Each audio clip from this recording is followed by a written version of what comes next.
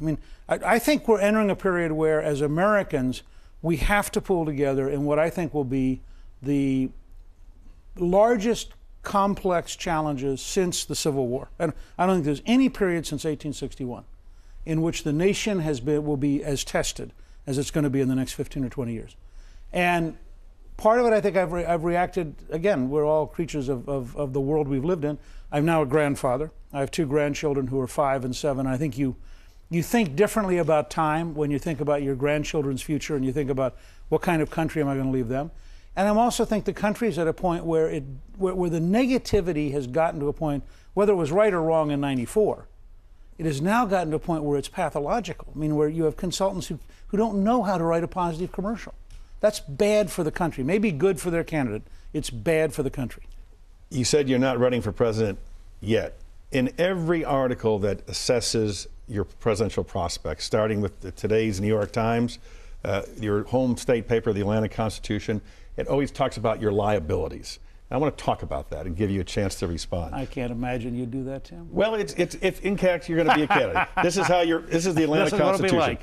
Gingrich's liabilities, as Americans would certainly be reminded in the campaign, run the gamut from personal to political. Twice divorced, he's been accused of having extramarital affairs, including one while he was leading the movement to impeach President Clinton for lying about an affair. And then there's the ethics charges, first raised in '96. The House Ethics Committee investigated Gingrich's use of tax-exempt charities to fund a college course he was teaching at 2 Georgia colleges. Critics charged that the course was political in nature, violated the group's tax-exempt status. Gingrich was reprimanded, ordered to pay $300,000 for improper use of funds and for twice providing the Ethics Committee with false statements. How do you deal with that in the presidential campaign? First of all, you deal with it honestly and openly. We could take them serious one by one if you want to, but let's start with the ethics stuff, okay? On every ethics charge, in the end, I was exonerated. The one thing that happened is I signed a letter written by one of our lawyers that was technically wrong, and I paid the cost of investigating that letter. But you were reprimanded by the full House. For having signed a letter. And that you paid a fine or what? $300,000. That's right. It's significant. It's significant. It is. I just said it's significant. And I paid the $300,000. Now, but here's the point. The rest of the stuff in that article about the ethics charges are false. The Internal Revenue Service said there was nothing wrong with the course. I am a PhD in history. I was teaching a college course. It goes back to free speech. I was allowed to teach courses. The Federal Election Commission was reprimanded by a federal judge and told that the charges against GOPAC were totally false. Of course, those things didn't make page one. And I fully expected my opponents. Remember, the Democrats were very mad after the '94 election. They had lost power. For the first time in 40 years, they knew it couldn't be their fault. So it must be mine. But if you go back and if you were to someday take item by item what the charges were and what the results were, again and again and again, they turned out to be false. Now, I've had a very long career, and there are lots of things people will be able to pick out, from votes to attacking my life to attacking, the ethics stuff. What people have to decide at some point down the road, first of all, are the ideas good? I didn't come here today and say you should put me in the White House. I came here today and said we need solutions on health, we need solutions on education. If the ideas are good, then let's see how many candidates will just take the ideas. I'm pretty happy to have written the contract with America. I'm pretty happy to have reformed welfare, balanced the federal budget, cut taxes, been the only person cited by the 9/11 Commission for strengthening the intelligence community in the '90s. And if over the next 10 years I can help my grandchildren live in a safer, freer, more prosperous country by creating a wave of new ideas and new solutions, that wouldn't be a failure. But do you regret pressing the impeachment of President Clinton so hard? I've been divorced twice. Both times I've been deposed. Both times I was told perjury is a felony. You should tell the truth under deposition. President Clinton lied under oath as a lawyer in front of a sitting federal judge in a civil rights case. This was not about his personal behavior in the Oval Office. That's a matter of judgment, and people can render judgment. The question is, do you want to go down the road of Nigeria and corruption and have a country in which, as long as he's popular, he can break the law? And if Clinton gets to commit perjury on this topic, then what does the next president get to commit perjury on? And then what does the next president get to commit perjury on? This was entirely about something I knew personally. We have an obligation as citizens to tell the truth to a federal judge under oath. The president failed that. You said this in Newsweek, which was quite interesting. I'm not a natural leader. I'm a natural intellectual gadfly.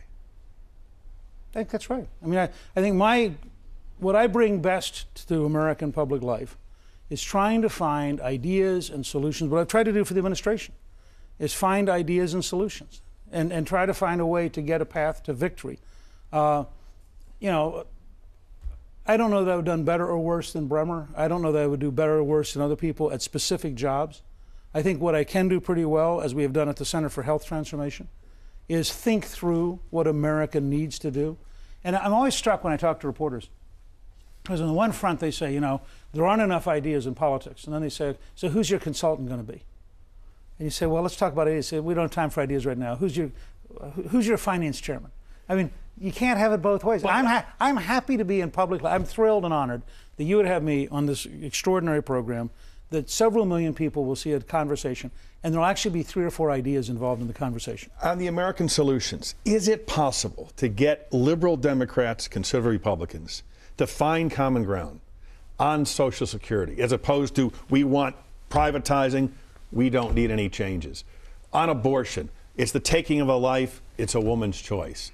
On gay marriage, it is something that's immoral, or it's civil rights. How do you find common ground on those issues? That is the great opportunity that Barack Obama is describing. I mean, Obama makes superb speeches. I quoted him Friday night in Manchester from his speech the previous Friday night, I might say to a bigger crowd. But I said positively, he is talking to Americans. He's talking about finding a way to come together.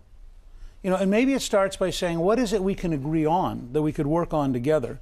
And then accept the fact that we'll fight on these things. But I think, for example, I would love to see hearings on what would a 21st century State Department be like, and how big does it have to be so you have enough personnel to have training, and how much do you have to invest in order to have modern information technology. And I would be very happy to have Democratic committees holding those hearings, because there's a conversation as Americans we ought to be able to have in a positive way.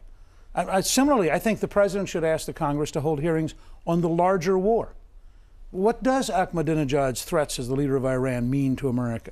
What does it mean that the North Koreans have set off a nuclear weapon? What should we make out of the missile firings in North Korea and Iran? I think if the Congress started out here and then came in to say, okay, if this is the nature of reality, then here's how we Americans can work together. I think by May or June you might see a totally different tone in this city. But real change requires real change. And the president has to drive it. No, the president has to be open to it because the American people have to drive it. You said you won't announce your presidential plans until September. Right. Isn't that too late? Won't the other candidates be so well financed, so well organized? You are a great student of this business. When we were young, I think you were younger than me, but when we were young, John F. Kennedy announced on January 2nd, 1960, the year of the election.